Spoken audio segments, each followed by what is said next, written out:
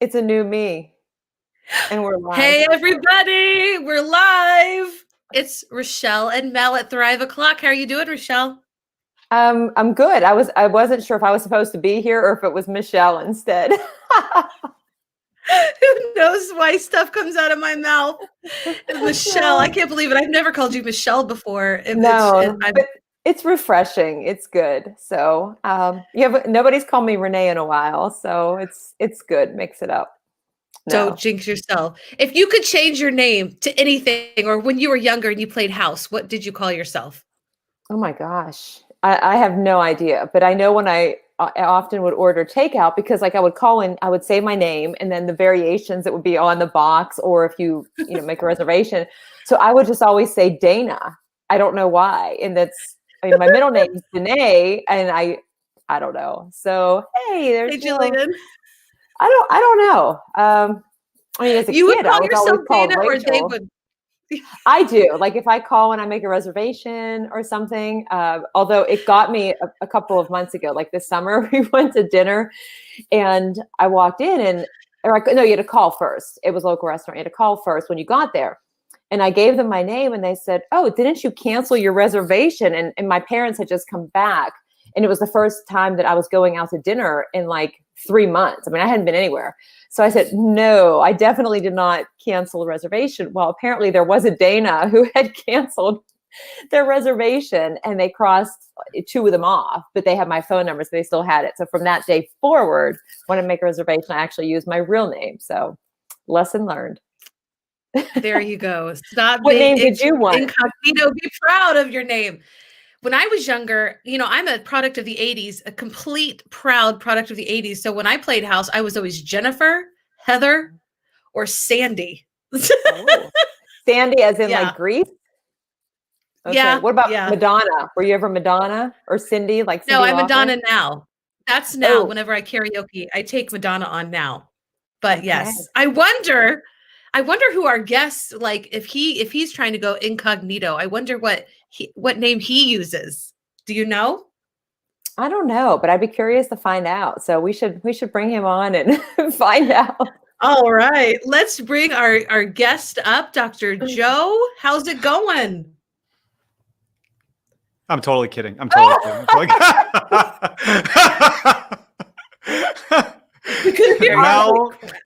Mel, Renee, how are you both doing today? It's good to be here as part of the conversation, right? Just adding what I can here. I don't know if I would have gone like, boy, people sometimes call me Cricket, but only because everywhere there's Cricket stuff everywhere. That's about it. That's about as close to it. Not name. I mean, my mom called me Joseph often, but that was when she was really mad, and then Joseph Michael. Even more often when she was really, really mad. So I guess that's probably the only other names that I've gone by at this point. Wow. Yeah. My grandmother called me Melanie. I'm Melody, but she called me Melanie until I was 8. And I finally just said, Grandma, I'm Melody. Like, I just remember having this conversation. I think she still probably called me Melanie, but I love her. She loved me. It's all good. It's good stuff. Oh my gosh. I got a message on, I think it was on LinkedIn. The instant message, and it comes through my email. And one said, Dr. Danae. So it had my middle name. And then it said, "Dear Renee." And then at the end, it said, "Looking forward to hearing from you, Rachel." And I was like, wait. Covered every base. None of which was, and on LinkedIn, you can kind of voice record. I think it's LinkedIn. You can record the sound, the pronunciation of your name. So then I wrote back and they said, "Oh, if only I would have listened to you say Rachelle today." It's okay. That's right. Here, buy my product. That's exactly right. Yeah, that's what it was too. Yeah, I know, right? At least they said doctor. I mean, that felt very like. There you go. The only people that there's literally 5 people in the world that have to call me doctor, and all 5 of them are the people that I lived with in college. And so no matter what, like they'll call me, they have to. Like I'll say, "Hey Joe, can I get a beer?" I'm like, "I have no idea who you're talking to. I have no idea." Like, "Dr. Sanfelippo, can you get me a beer?" "Absolutely, I can get you a beer.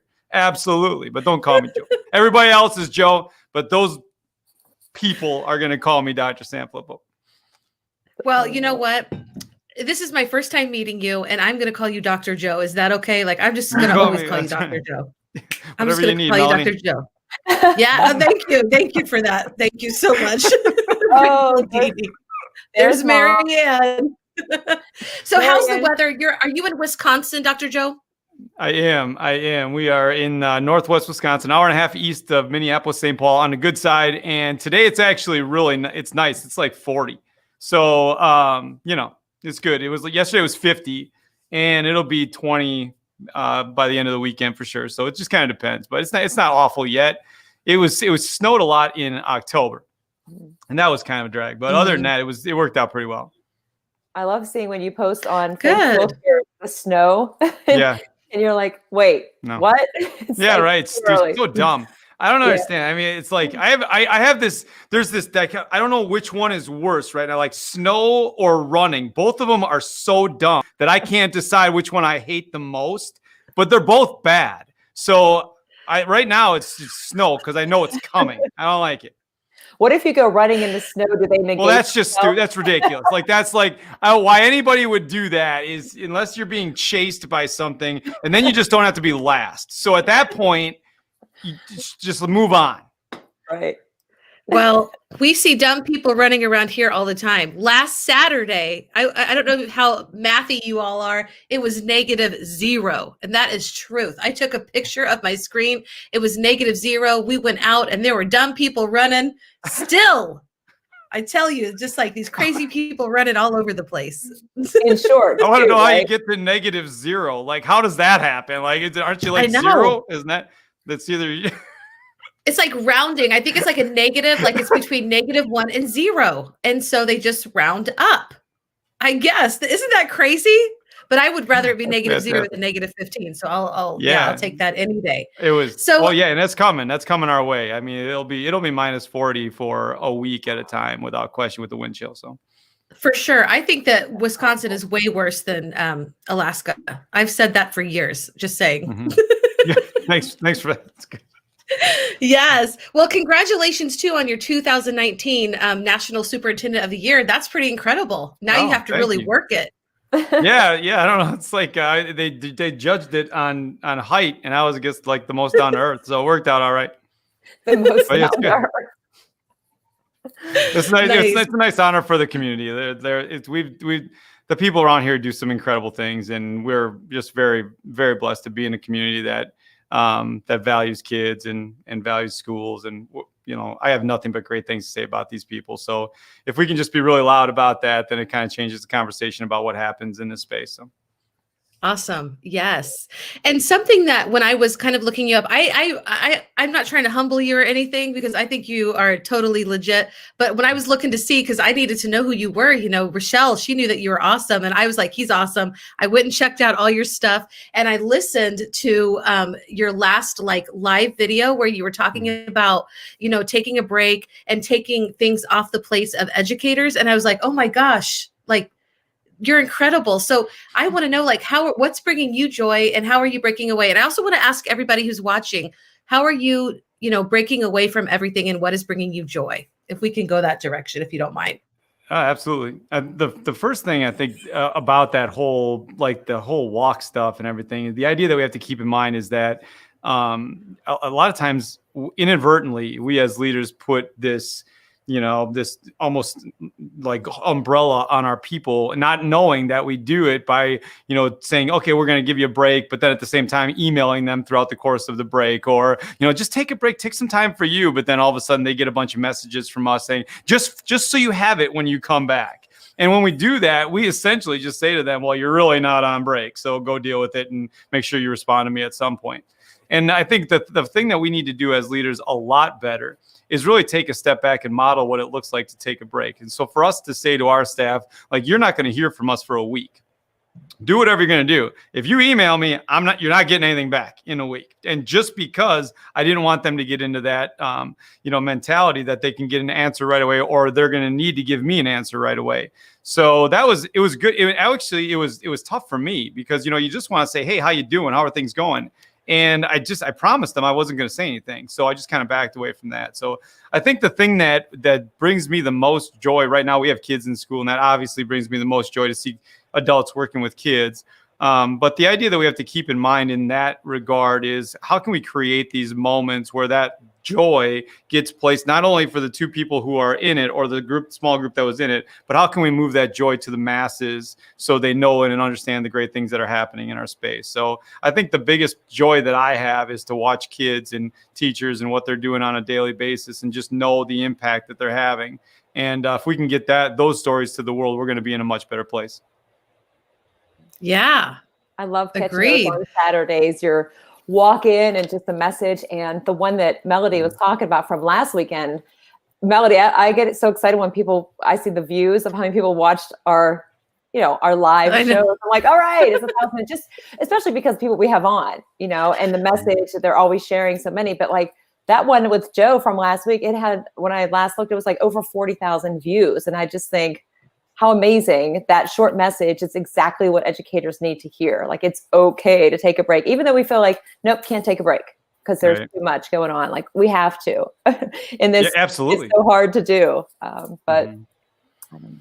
Yeah, it's been fun. For sure. It's been fun to see those things move forward. And I think that the cool thing for me is that, and it's funny because people don't notice it right away, but like I hope you understand this, but like I'm all in Fall Creek. Look at this. We got it all. We got all this stuff, right? But if you watch those 1-minute walks, we drop 6 Fall Creek mentions in a minute and a half during those walks every time.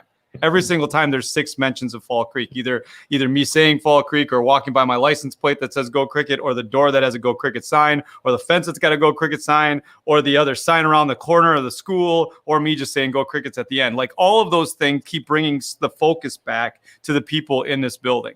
And because those are the people working the magic, man. I'm just super loud. That's it. That's all there is to it. But if we can kind of get that magic out there for people, and I think we can, I think our group can inspire. I mean, you think about it, the reason.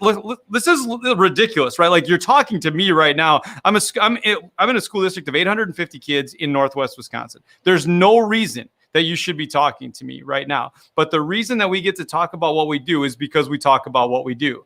And if more people got into that mentality, then I think we find ourselves in a different position to talk about great things happening in schools.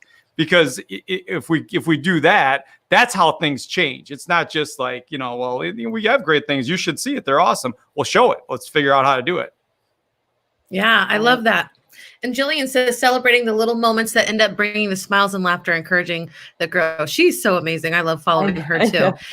Me too. And I love that you're saying that, because when I like, you're really just really down to earth. So yes, you are in a small town or a close-knit community, but you have you say, open the doors for people, be intentional. Mm-hmm. It's like, just like, and kind of what Jillian is saying is making those little moments really matter, making every single person matter. And I think you are obviously, and your community is doing a great job doing that. So kudos to all of you. Thanks. They're good people. And my favorite thing, honestly, you talk about things that bring you joy. I had a teacher about a year and a half ago that asked me, like, so what's your vision for us as we move? I'm like, it's not mine. It's never been mine. Let's be real clear about that. But I said, I can tell you what my hope for you is. My hope for you is that you feel the way that I feel when I talk about you. Because if you feel the way that I feel when I talk about you, then you're going to feel pretty good about the work that you do. And at that point, we just kind of have those conversations. Like, the work that happens here is astounding. And if we can leverage the voice to get it to a place that people know what it looks like, then there's a much better chance for the people when they walk out of here to feel valued, because somebody's going to know who they are. Yes. Love that. Agreed. Completely.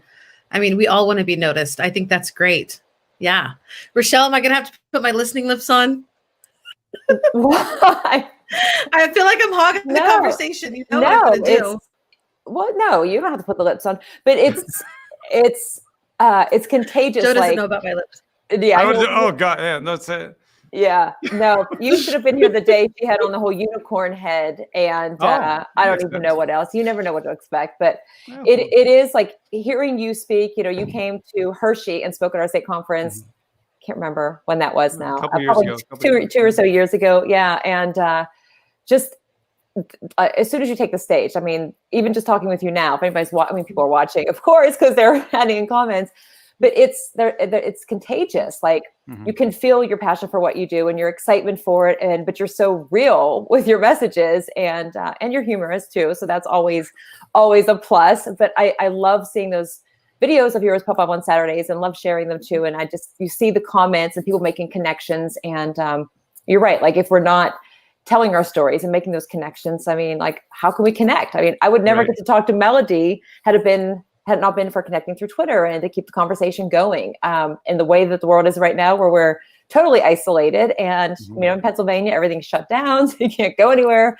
Thank goodness for technology to connect. And I mean, my school was virtual, now we're hybrid, but a lot of the students are going back to virtual just because they're coming in. They don't have the social interactions with friends, but they're finding that even if they're at home, isolated in their house, they're able to connect like we are. And so it's so strange how things keep evolving, and people are embracing more, technology, whether that's good or bad, but seeing the good in it instead of saying like, don't be on the screen too much, or, you met friends through Twitter. Like, that's so weird. And you're like, no, they're real people. They're my real friends. That's right. That's exactly right. Weird.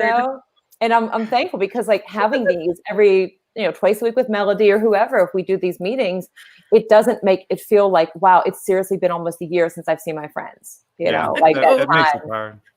Oh my gosh, that just makes a hole in my heart right now. Right? I don't know who says that I'm too much, but I appreciate that. I take that as a compliment. Facebook user. They don't want to identify themselves at that point. Yeah, right. I think that it's an important component of what we do, is to make sure that we can continue to make those connections. And we've been really cognizant about telling stories of schools in here, but I think what ends up happening, or what has ended up happening, is that whole notion of telling the story of schools has been really kind of played out.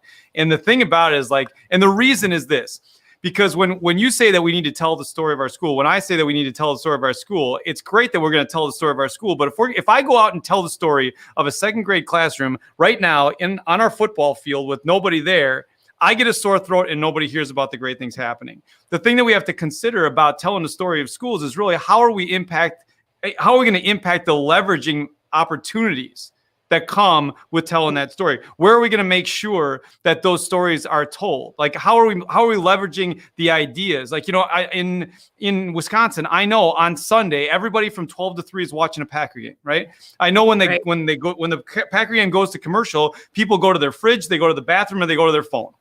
And I can't be in their fridge, and I don't want to be in their bathroom, but I can be on their phone. So when they go to their phone and I'm retweeting stuff from our organization, so it pops to the top of what they're doing, now we get placed in a position to be in a conversation that we normally wouldn't have been in. So it's not just about telling and shouting. It's about making sure leveraging opportunity, because when you leverage those opportunities in those moments, that's when that moment turns into a movement to go forward. That's true. It's those moments for sure. Danielle says that today my students and I connected through an online draw and guess game. Laughter is my joy. Danielle, I'm with you. Like I find those moments to laugh hysterically. Like I love to laugh. And but I'm regressing. So we don't go a lot of places. And I went to go pick up my Christmas cards, my photo Christmas cards. You know what I'm saying? And Rachelle, one's coming in the mail to you.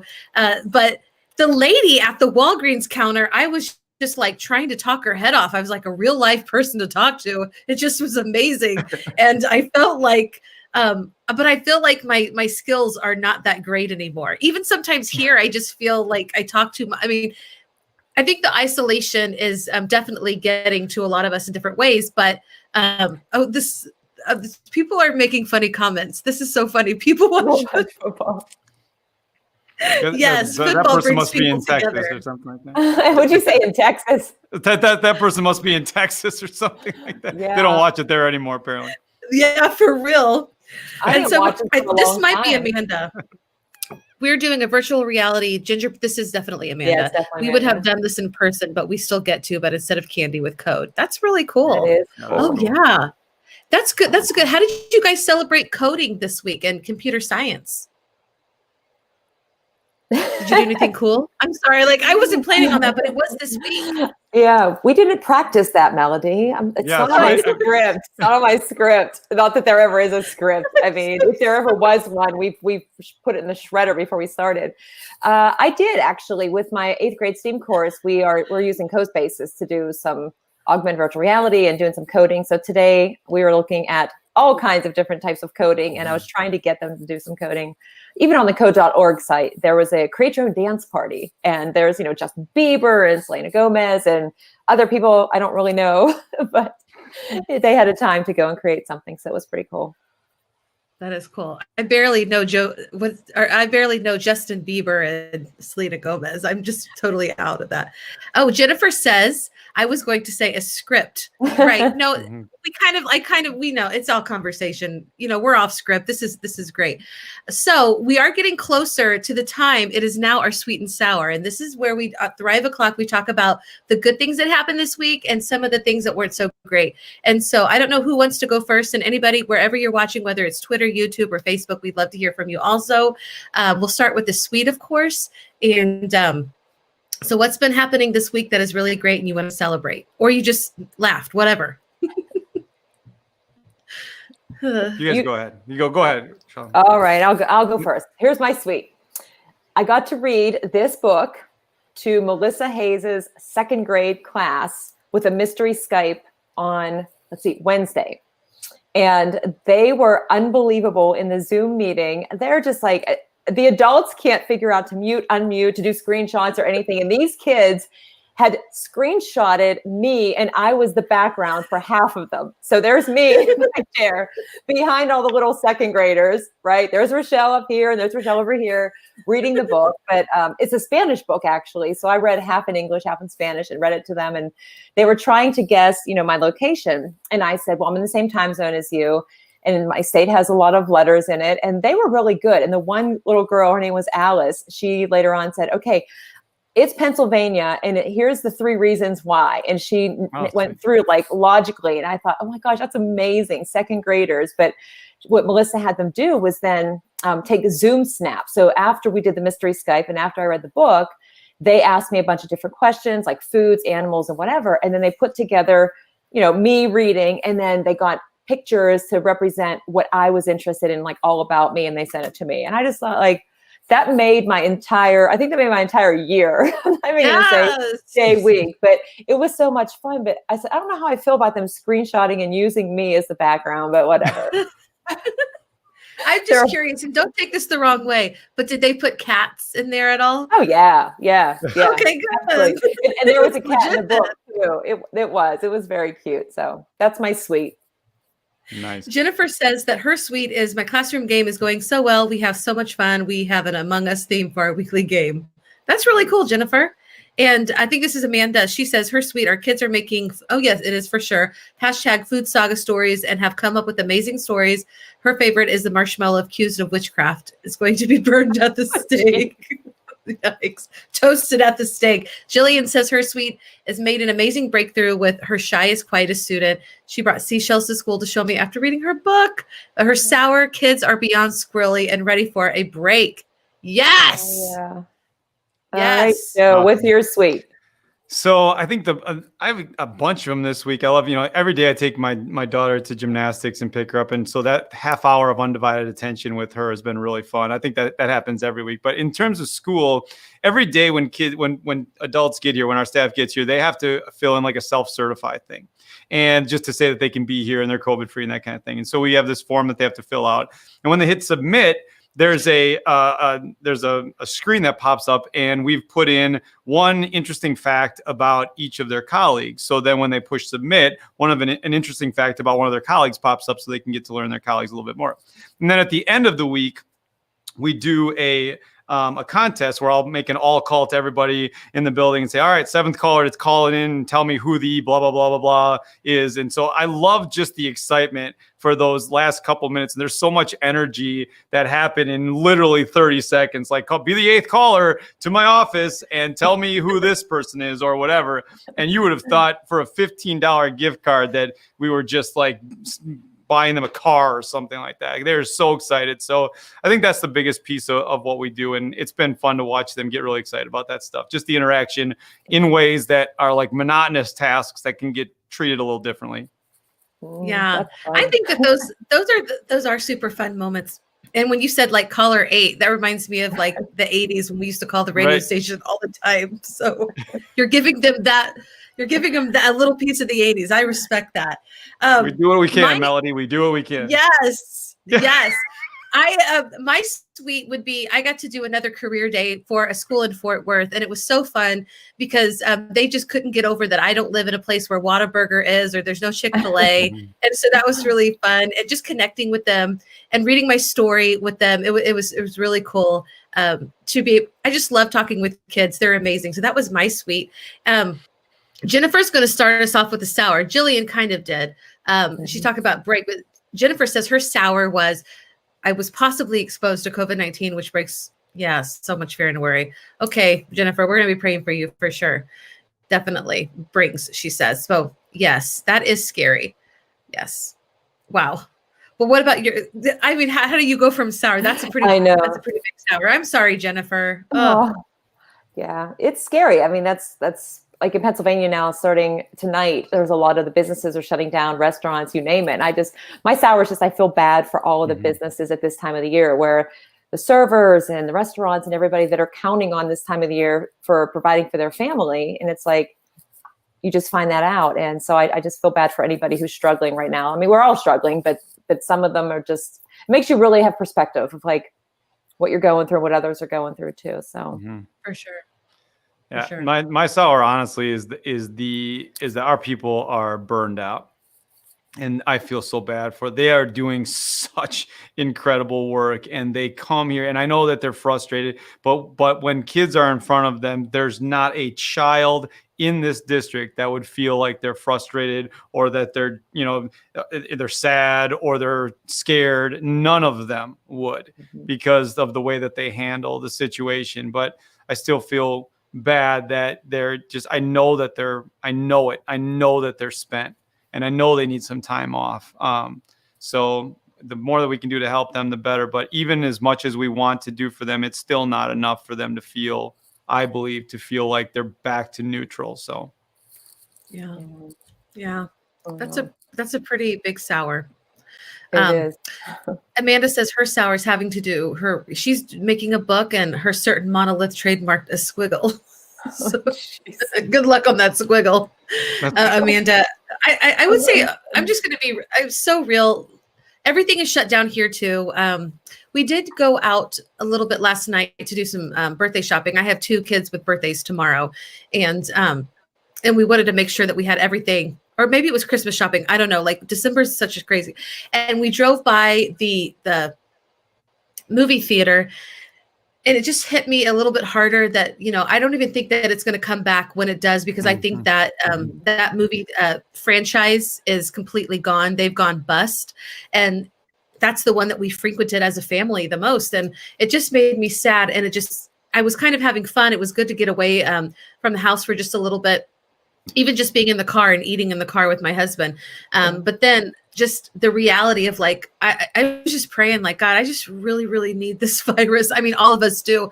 We really need to be healed from this virus, like, and have some sort of normalcy. My kids are definitely facing not having their friends around. We moved to a new state, very far away from everybody that they knew. And my girls are really introverted, so they're finding it a little bit more difficult to make friends here. And now that we're not in public school at all, that's been our struggle. And so that's my sour. Thank you for listening. It's a lot. It is a lot going on. For sure. Well, it is the end of our show, and I want to say, Joe, thank you so much for coming to Thrive O'Clock today. And before we go, I always ask, do you guys have any final thoughts that you want to share? I don't. I mean, just keep taking care of each other, and the more that we can do to, like, understand that we're all in it together on some level is going to be best for everybody. So keep doing what you're doing, everybody. Yes. Rachelle? Totally agree. I'm copying Dr. Joe on that one. Hey, good. It was so nice to meet you. I just want to say thank you. I'm a big fan now. Like, I'm a fan. Appreciate that. And I just want to tell everybody, especially those who talked with us today, thank you so much for following us and sharing your thoughts, and wherever you are watching, whether it was from YouTube, Twitter, or Facebook. We really appreciate you. And we just invite you to come over to our community. It's facebook.com/groups/thrive-and-edu. And we're missing you. So if you're not here, we're missing you. Everybody take care of yourselves, and we'll see you on Monday. Bye. Everybody, go Crickets.